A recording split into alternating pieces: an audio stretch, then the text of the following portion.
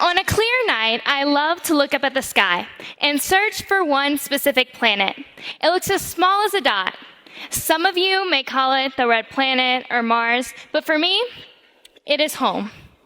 Now, I first got interested in the idea of going to Mars when I was around 3 years old.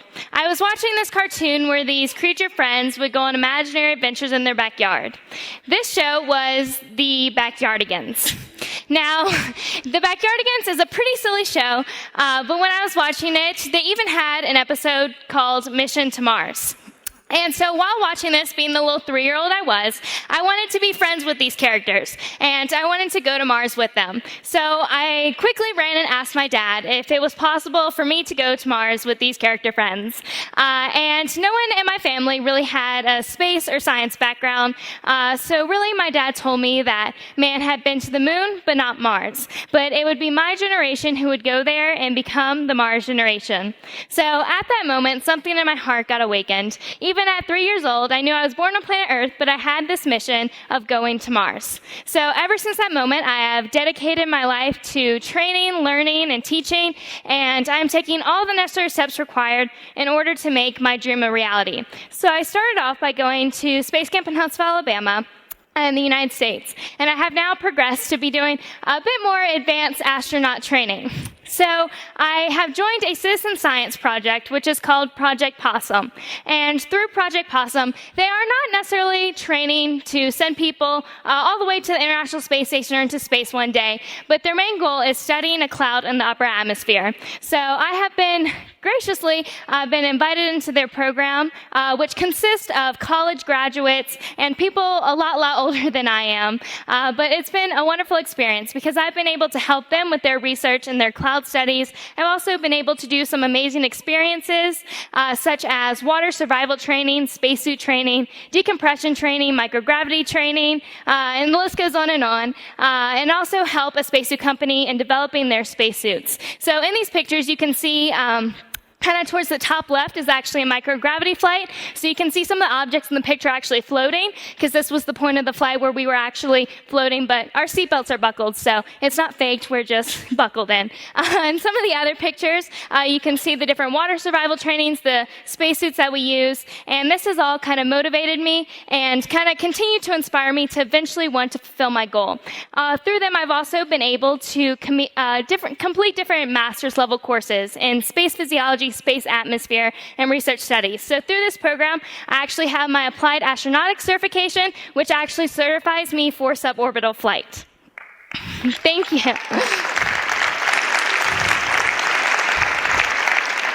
So although this is what I'm doing now, my ultimate goal is the mission to Mars in the early 2030s. So what is actually happening with this mission to Mars? So our hopes are to get there in the next 15 years or so. But to do that, we have to build a new rocket, we have to build a new capsule, we have to get astronauts ready and prepared. So the goal is to have the SLS, the Space Launch System rocket, which is the rocket you see here, and the Orion capsule built and tested to have a mission to Mars. So a little bit about the mission itself. The mission to Mars is going to be in total a 2 to 3 year mission. It's going to take around 6 months with current technology to get from the Earth to Mars. The astronauts who will be doing different research studies, testing soils, testing signs of bacteria, and all sorts of new research will be on Mars for a little over a year.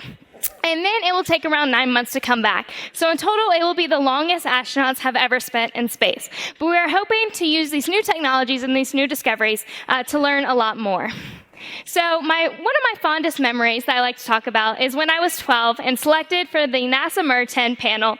And this panel consisted of PhDs and an astronaut and little 12-year-old me. And we were all there to kind of talk about the future missions to Mars. And since this moment, I really got inspired and have learned many lessons and would like to share some of them with you guys today. So the first one is, what is your out-of-this-world dream?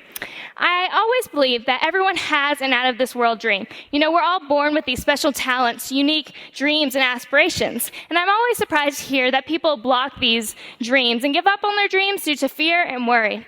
And then also, to my surprise, is the number of adults that look back at their lives only to wish they had worked to follow their dream from an early age.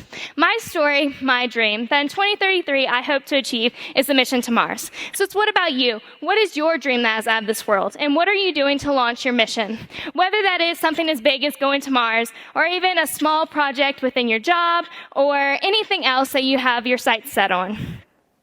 Second is the challenges and difficulties associated with following dream. Now, this idea of going to Mars has definitely not been an easy task. I wish I could say it has been, but it definitely hasn't.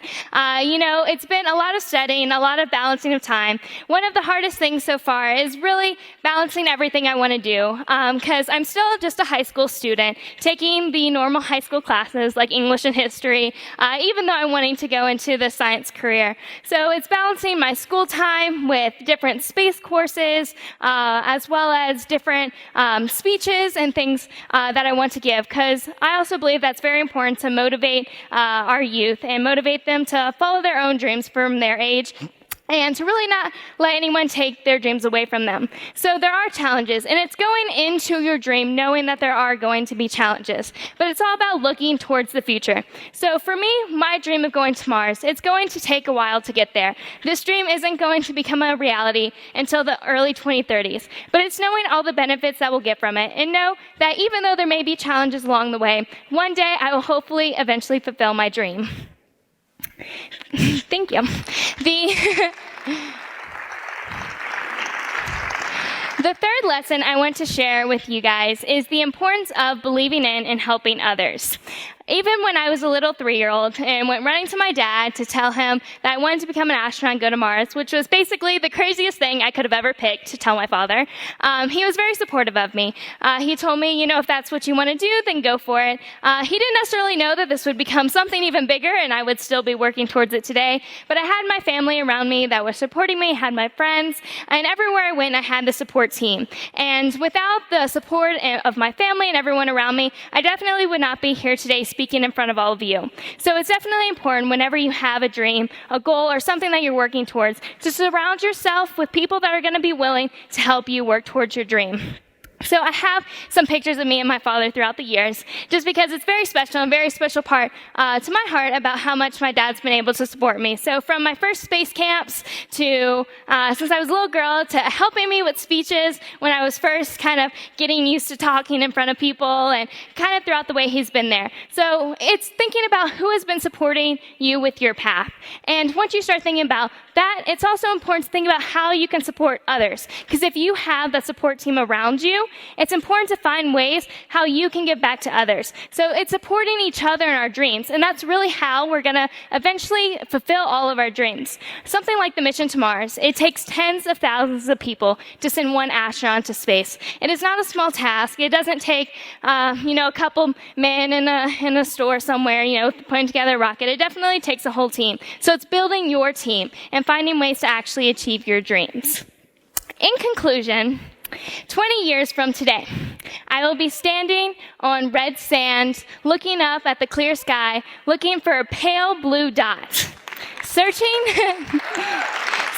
for our planet Earth. Now, I will be wondering about all of you, hoping you have continued to follow your dreams, get through the struggles that are associated with your dreams, and hopefully have your support team or even be supporting someone else with their dreams. This is truly a time of change, a time to explore, and a time to change the world. We're developing and going further now, even more with our technologies. So follow your dreams, follow your goals, and never let anyone take them away from you. I am Alyssa Carson, and we are the Mars generation. Thank you.